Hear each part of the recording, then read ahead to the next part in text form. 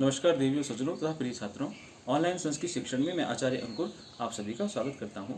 प्रिय छात्रों तथा दर्शकों, आज मैं नवम कक्षा का विषय संस्कृत और द्वितीय पाठ लेकर आप सभी के समक्ष उपस्थित हुआ हूं।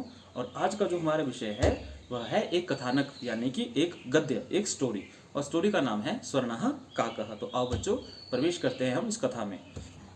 पुरा कस्मिंश्चित् ग्रामे एका निर्धना वृद्धा स्त्री निवसत।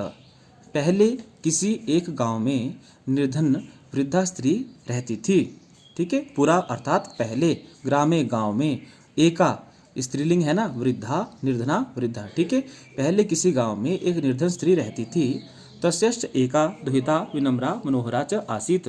उसकी एक दुहिता अर्थात पुत्री विनम्र और मनोहर थी। च आसीत् इकट्ठा करके चासीत। एकदा माता स्थल्यां तंडुलान् निक्षिप्य पुत्रीम आदिशेत। अर्थात एकदा हो गया, एक बार, माता स्थल्यां, स्थल्या बोलते हैं थाली को, थाली में, तंडुलान, तंडुल बोलते हैं चावलों को, चावलों को देखने के लिए अर्थात उनका निरीक्षण करने के लिए पुत्रीम आदिदेश, पुत्री को आदेश देती है। सूर्य तपे तंडुलान खगेभ्यो रक्षः। अर्थात धूप में इन चावलों की, खग बोलते हैं पक्षियों को, पक्षियों से रक्षा करो। किंचित कालाद अनंतरम एको विचित्र काकः समुड्य ताम उपजगाम। अब आगे क्या बोल रहे हैं कि कुछ कालाद अनंतरम, समय के पश्चात, एक विचित्रः काकः, विशेषण यहाँ पे कि एक विचित्रः काकः, काक बोलते हैं कौवे को। ठीक है, एको विचित्रः काकः समुड्य ताम उपजगाम, उड़ता हुआ उनके समीप आ गया। नेतादृशः स्वर्णपक्षो रजतचंचु शरणकाकः तया पूर्वं दृष्टः।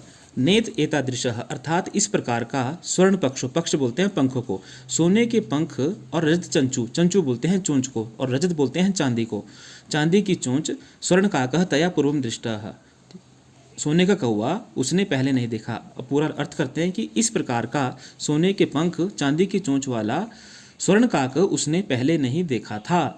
तम तंडुलान खादंतम हसंतं च विलोक्य बालिका रोदितुम आरब्धा। तम उसे चावलों को, तंडुलान, राम रामू रामा राम रामू रामा, द्वितीया में बनाए। ठीक है, किस में बनाए? द्वितीया में बनाए। ठीक है, बहुवचन में। तम तंडुलान, उन चावलों को, कर्ताने कर्म को, खादंतम खाते हुए, हसंतश्च और हंसते हुए, विलोक्य बालिका रोदितुम आरब्धा, उसे चावलों को हंसते हुए खाते हुए देखकर बालिका रोने लगी। किसे? कौवे को। तो तम निवारयन्ति, उसे हटाते हुए, सा प्रार्थयत, वह प्रार्थना करने लगी। सा स्त्रीलिंग है ना, वो लड़की, तो सा आएगा यहाँ पे। तंडुलान माँ भक्षय, कि चावलों को मत खाओ। मदीया माता अतीव निर्धना वर्तते, मेरी माता बहुत निर्धन है। ठीक है ना, बहुत ही निर्धन है।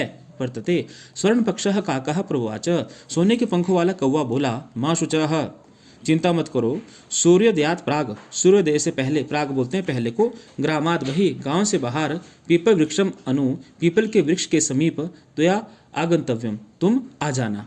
अहम तुभ्यम, मैं तुम्हें, तंडुल मूल्यम दास्यामि, चावलों का मूल्य दूंगा। तुभ्यम तुम्हें, अहम मैं, है ना, तंडुल मूल्यम दास्यामि। प्रहसिता बालिका निद्रामपि न लेभे, प्रसन्न हुई बालिका को निद्रामपि, शाम को नींद भी नहीं प्राप्त हुई।